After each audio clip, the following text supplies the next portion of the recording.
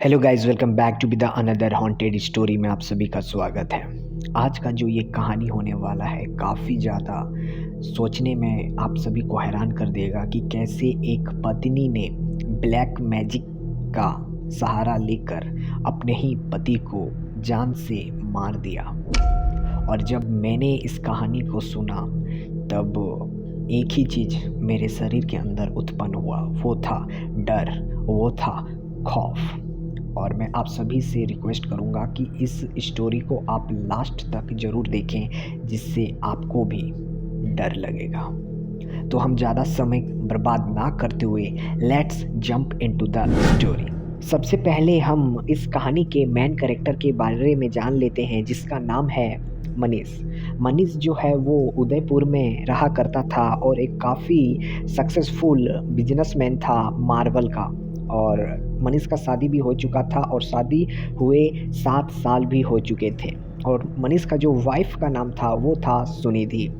और यहाँ से हम थोड़ा-सा कहानी में और डीप जाने का कोशिश करते हैं। मनीष और सुनिधि का 2 बच्चे भी थे और मतलब एक बोलते हैं ना, काफ़ी खुशहाल फैमिली वो ही था, मनीष, सुनिधि और इनके दोनों बच्चे। लेकिन अक्सर जो निधि है वो मनीष से एक चीज़ के लिए ही मतलब गुस्सा करती थी, या यूँ कहूँ जब भी लड़ाई होता था तो जो टॉपिक होता था वो हमेशा सेम ही होता था। वो ये था कि जो मनीष है वो अपने मम्मी-पापा से काफ़ी ज़्यादा प्यार करता था और अपने पेरेंट्स के साथ ही रहना चाहता था। बट ये सुनिधि को बिल्कुल भी मतलब नामंजूर था, या यूँ कहूँ कि मनीष के पेरेंट्स के साथ सुनिधि का एक थोड़ा-सा भी नहीं बनता था, जिसके कारण सुनिधि शादी होने के 4 साल बाद ही मनीष के साथ एक अलग-सा घर में रहना भी शुरू कर देती है। तो यहाँ हमें ये पता चल जाता है कि जो मनीष है वो अपने पेरेंट्स के साथ नहीं रहता है। मनीष के पेरेंट्स, जो मनीष के मम्मी-पापा हैं, वो अलग घर में रहते हैं उदयपुर में ही, लेकिन जो मनीष है अपनी वाइफ़ और अपने दोनों बच्चों के साथ अलग घर में रहते हैं। और इसके बावजूद भी ये जो लड़ाई है वो हमेशा होता था ये कि अलग तो अब है ही है, लेकिन सुनीता ये का ये भी कहना था कि मनीष तुम अपने मम्मी-पापा से मिलना भी मत, ना उन्हें तुम इस घर में कभी बुलाना और तुम भी मत मिलना। लेकिन मनीष, जैसे मैंने कहा, कि अपने पेरेंट्स से काफ़ी ज़्यादा प्यार करता था, काफ़ी ज़्यादा अटैच में था। तो और कोई भी बेटा अपने मम्मी-पापा को तो प्यार करेगा ही, तो वो सुनिधि को उसका मन रखने के लिए बोल देता था कि हाँ, हाँ, मैं नहीं मिलूँगा, लेकिन वो छिप-छिपाकर अपने मम्मी-पापा का जो घर था वहाँ पर जाया करता था, उनसे मिला करता था, अपना मम्मी का हाथों का बनाया हुआ खाना खाया करता था और काफ़ी देर अपने पापा से भी बात किया करता था, अपने बिज़नेस के बारे में, अपने बच्चों के बारे में। मतलब छिप-छिप कर मनीष अपने पेरेंट्स से मिल लिया करता था। और हमेशा मनीष जो है यही करता था कि महीने में 3-4 बार छिप-छिपा कर सुनिधि से, अपने वाइफ़ से, अपने पेरेंट्स के घर जाकर उनसे मिल लिया करता था, लेकिन सुनिधि को पता चलने नहीं देता था। लेकिन एक दिन सुनिधि को पता चल ही जाता है कि मनीष जो है मेरे मना करने के बावजूद अपने मम्मी-पापा के घर भी जाता है, उनसे काफ़ी देर तक बात भी करता है। और ये सब कुछ काफ़ी मतलब सालों से चल रहा था। जब से वो अलग घर में मतलब शिफ्ट हुए थे, तब से मनीष अपने पेरेंट्स से मिलता था छिप-छिपा कर, और सुनिधि ये जान चुकी थी अब कि मेरे मना करने के बावजूद जो मनीष है वो अपने पेरेंट्स से मिलता था, और हमारा जो लड़ाई होता था वो इसी को लेकर होता था। और मनीष ने मुझसे इतना बड़ा झूठ बोला, और इसे लेकर जब मनीष घर में आता है तो सुनिधि और मनीष के बीच मतलब कह सकते हो काफ़ी खतरनाक वाला मतलब लड़ाई होता है, काफ़ी खतरनाक वाला लड़ाई होता है। सुनिधि तो यहाँ तक बोल देती है कि अगर तुम मेरा बात नहीं सुनोगे तो मैं तुम्हें डिवोर्स दे दूँगी, तुम्हें अपना मम्मी-पापा से मिलने ना नहीं है। मैंने बोला मिलना नहीं है मतलब नहीं है, तुम उसके घर क्यों जाते हो?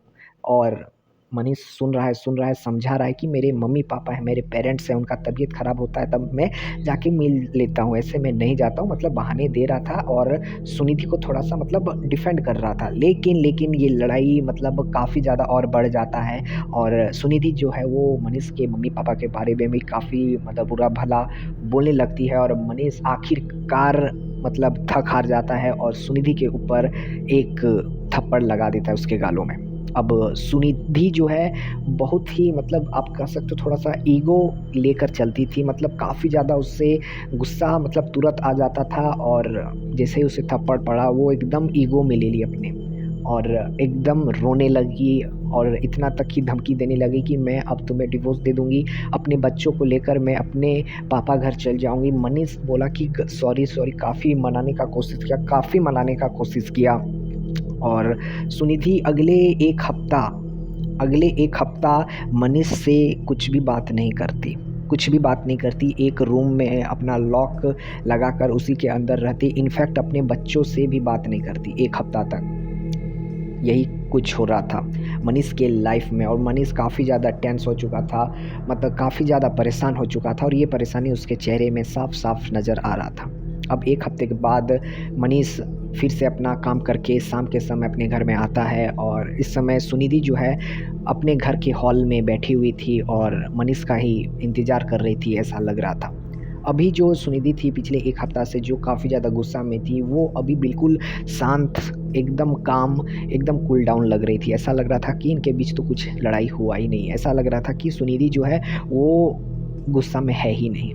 मनीष ये देखकर काफ़ी ज़्यादा खुश भी हो जाता है कि आखिरकार सुनिधि जो है वो समझ गई और लड़ाई को सब भूलकर आज वो मेरा वेट कर रही थी। तो मनीष काफ़ी ज़्यादा मतलब सुनिधि को देखकर खुश हो जाता है, अपने बच्चों को देखकर खुश हो जाता है।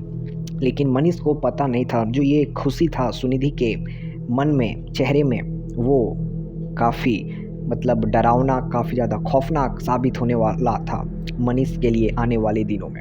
ऐसा इसलिए क्योंकि इन 1 हफ्ता में जो सुनिधि है, जैसे मैंने बताया कि काफ़ी ज़्यादा मतलब ईगो ले लेती है अपने ऊपर कि उसने जो मनीष ने है अपने माँ-बाप के चलते उसने मेरे ऊपर हाथ उठाया, इतना सालों से मुझसे झूठ बोला कि मैं अपने मम्मी-पापा से नहीं मिलता हूँ और वो मिलता रहा और उसने मुझे मारा भी।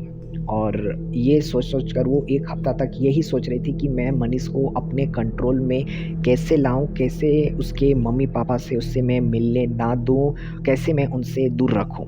और यही पता करते-करते सुनिधि को पता चलता है एक ताई माँ के बारे में। ताई माँ उदयपुर के ही रहने वाली थी और वो काफ़ी मतलब इसलिए फ़ेमस थी क्योंकि वशीकरण या ब्लैक मैजिक और तांत्रिक विद्या ताई माँ को काफ़ी अच्छा से आता था। और ऐसा कहा जाता है कि अगर आप ताई माँ से कुछ उपाय माँगो कि आपको किसी को अपने वश में करना है या किसी के ऊपर ब्लैक मैजिक करना है, तो वो सब कुछ ताई माँ करके देती थी। उसके बदले में कुछ लेती थी और आपको वो चीज़ जो भी आप चाह रहे हो through black magic, through black rituals या आत्माओं के थ्रू, एंटिटी के थ्रू, तो वो ताई माँ आपको दे देती थी या जो भी उपाय है आपको बता देती थी या इनफैक्ट कहूँ कि अपना जो ब्लैक मैजिक का कम्युनिटी है उससे जोड़ लेती थी।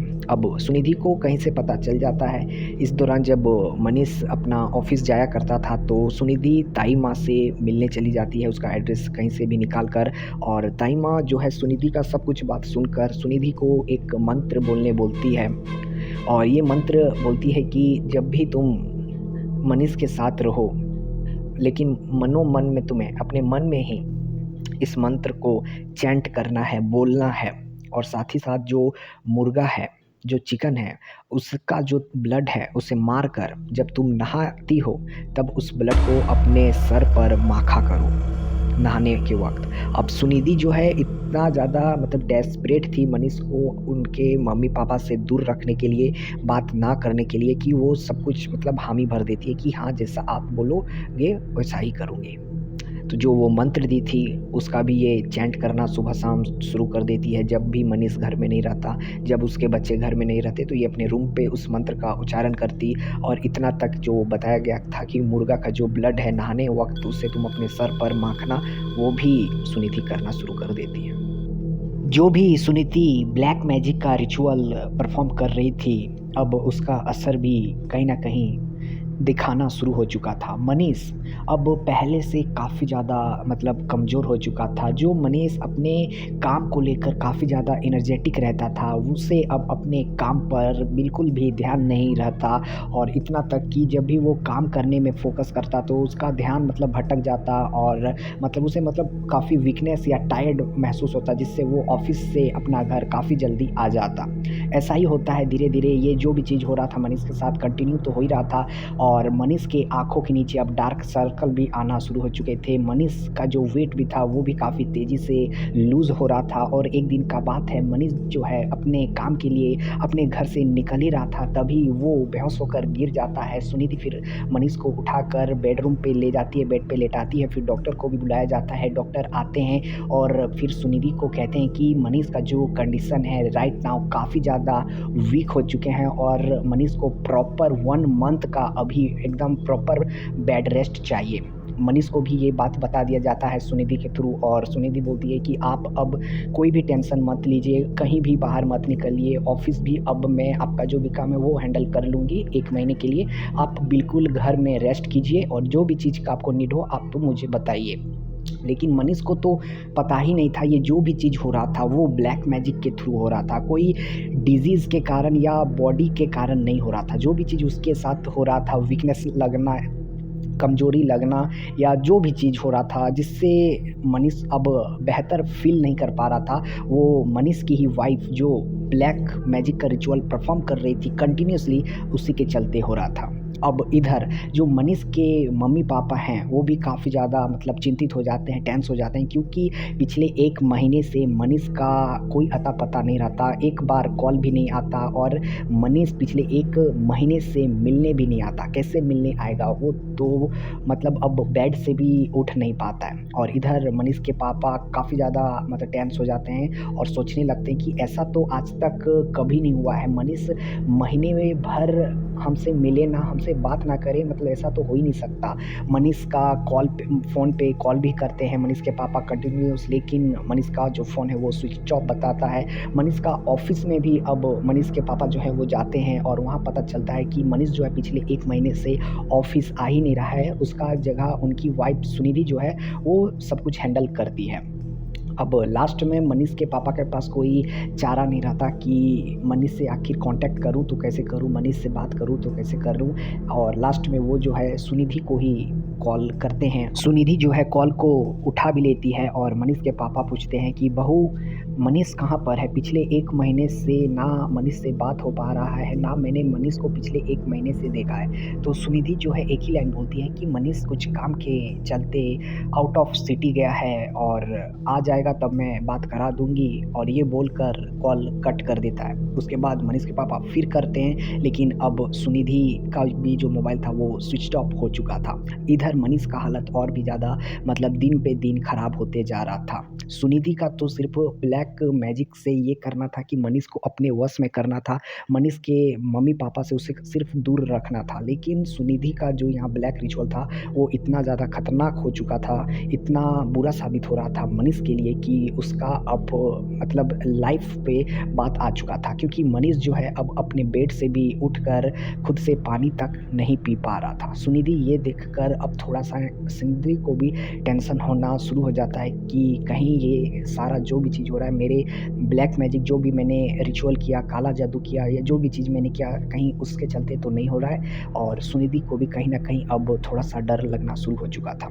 सुनिधि मनीष के पास जाती है और मनीष जो है वो सुनिधि को बोलता है कि सुनिधि जब भी मैं अकेले रहता हूँ इस रूम पे, मुझे ऐसा लगता है कि एक कोई काला साया मेरा जो है शरीर का जितना ताकत है वो सब वो खा जाती है, सब वो मेरा ब्लड जो है उसे पी जाती है और इतना ही नहीं, वो मुझसे बोलती है कि मैं तुम्हें अपने साथ ले जाऊँगी और हमेशा एक बार नहीं, जब भी मैं अकेले रहता हूँ वो काला साया यही काम करता है और यही चीज़ बोलता है जो मैंने तुम्हें अभी बताया।